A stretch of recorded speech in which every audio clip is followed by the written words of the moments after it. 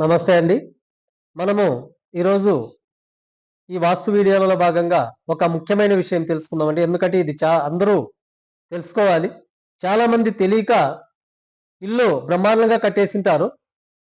అది 1 సంవత్సరం కావచ్చు, 2 సంవత్సరాలు కావచ్చు, లేదా గృహప్రవేశం అయిన మరుసటి రోజే కావచ్చు.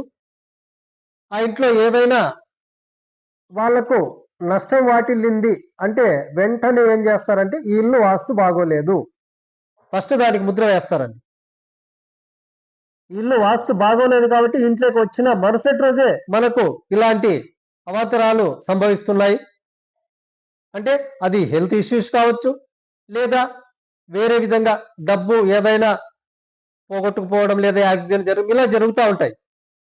దాన్ని ఏం చేస్తారంటే అక్కడ ఏం జరిగింటుందో ఇవన్నీ ఆలోచించకుండా ఫస్ట్ మనం పూర్వం ఏ ఇంట్లో ఉన్నాము, అంటే ఈ ఇంట్లోకి రాకముందు ఏ ఇంట్లో ఉన్నాము, అక్కడేమైనా మనము ఇలాంటి హెల్త్ ఇష్యూస్ కానీ లేదా డబ్బుకు సంబంధించిన విషయాలు ఏమైనా ఇబ్బందులు పడ్డామా అని ఇవన్నీ ఏమి తెలుసుకోరండి. ఈ ఇంట్లోకి నిన్న గృహప్రవేశం చేసాం, ఈ రోజే మనకు ఇలా నష్టం జరిగింది కాబట్టి ఇల్లు బాగోలేదు, ఇది వాస్తు బాగోలేదు. ఇది చాలా మంది ఇలా ఆలోచిస్తుంటారండి. ఇది ఎప్పుడు చాలా తప్పండి. ఎప్పుడు కూడా ఇలా ఆలోచించకండి.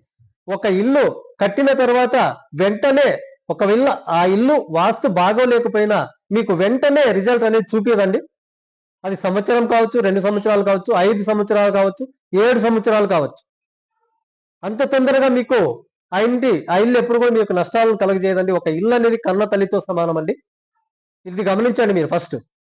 అంతేగాని మనము పాత ఇంట్లో ఉన్న దోషాలని తెచ్చి అక్కడ ఏవో చేయకూడని తప్పులు అవి చేసి అక్కడ మనం ఇబ్బందులు పడి ఈ ఇంటికి వస్తేనే ఇలా జరిగింది అనుకోవడం, ఇది ఎంత అవివేకం అనేది ఒకసారి మీకు మీరుగా తెలుసుకోండి. కాబట్టి ఎప్పుడు కూడా మనము ఇంట్లోకి వచ్చిన వెంటనే వాస్తు మార్పులు కూడా చేయించకండి. కనీసం ఏడాది పాటు ఆ ఇంట్లో ఎటువంటి వాస్తు మార్పులు కూడా చేయించకండి. మీకు ఏమి కాదు, భయపడకండి, ఏమి కాదు. కాబట్టి ఎప్పుడు కూడా ఇలా మా ఇల్లు వాస్తు బాగోలేదని మీరు అనుకుంటూ 10 మందికి చెప్పుకుంటూ ఇలా నెగిటివ్ గా ఆలోచిస్తూ చివరికి మీరు అధోగతి పాలవుతారండి. దీంట్లో ఏమాత్రం అనుమానం లేదు. మీరు ఏదైతే అనుకుంటున్నారో అదే చేస్తుంది ఆ ఇల్లు కూడా. కాబట్టి ఇల్లే కదా, దీనికేం చెవులు ఉంటాయనుకోవద్దండి. ఖచ్చితంగా మనం ఏమేం చేస్తున్నాం అన్ని చూస్తూనే ఉంటుందండి అది కూడా.